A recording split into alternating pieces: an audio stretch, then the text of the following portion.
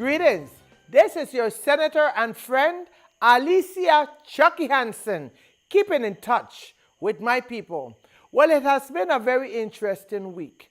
Certainly about 5 additional members of the Senate and myself visited the Golden Grove facility here on St. Croix. And once again, for me, it was a real depressing experience, seeing so many of our young men and women incarcerated, certainly for reasons that they have caused. We don't want to justify their action. When you do the crime, you got to pay for the crime. I am not judgmental. I don't know if all of them are guilty or not. I'm sure most of them, where some fall through the crack and may not have been guilty but are in there, so I'm not judging anyone. The bottom line is that I will understand if victims are not appreciative of concerns relative to prisoners, inmates, people who have hurt them, hurt their family, hurt their lives.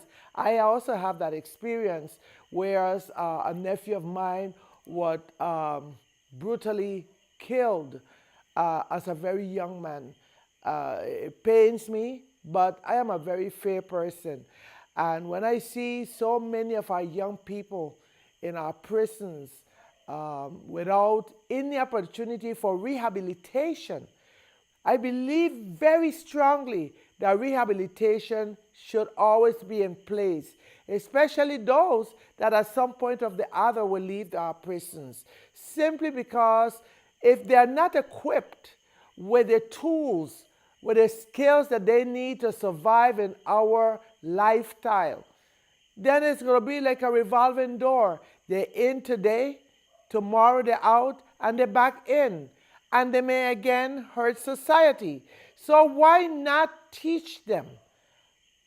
Be very strong in the demand that they should finish their GED, their education. Give them the skills, rehabilitate them, make them strong and good mechanics, plumbers, electricians, carpenters. That's what that place needs.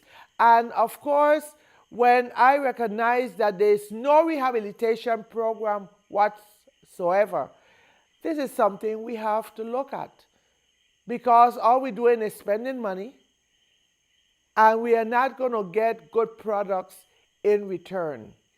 People that, and in addition to that, there are many scholars in there, very bright young men, and some even becoming older men. So we have to address also those men and women who are there for 30, 40 years. They need the opportunity to, if they are great citizens now, as some of the prison guards say, why spend all this money all across America? They are releasing prisoners rather than the expense of government supporting them in prison after they have shown they in fact rehabilitated in a level where they can survive on the outer side. The next issue that I observed there in the prison had to do with the care that we are obligated to provide for them.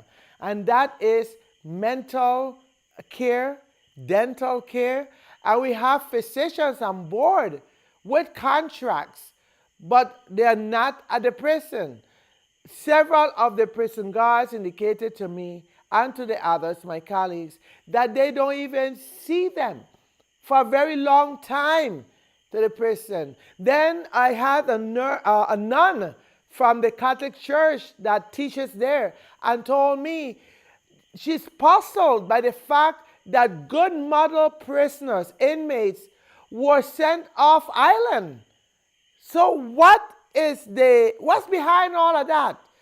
I thought that when we had to pay extra money, we say we don't have money in government, but we're going to pay extra money to send them to off-island institution when they are role models here in the prison, and they say they have shown no problem, they follow all rules and regulations, they attend the classes like she provides. And I do know We have had judges across the nation where they have had to remove from the bench because they were simply sending people to prison so they can personally benefit because they had an interest, a financial interest in some of those prisons. So I question why you would send good inmates, those that are following rules and regs, those that you have no problem with, so we as a government can pay prisons out of the territory. We will investigate that. Until next time, this is your senator and friend, Alicia Chucky Hansen, keeping in touch with my people.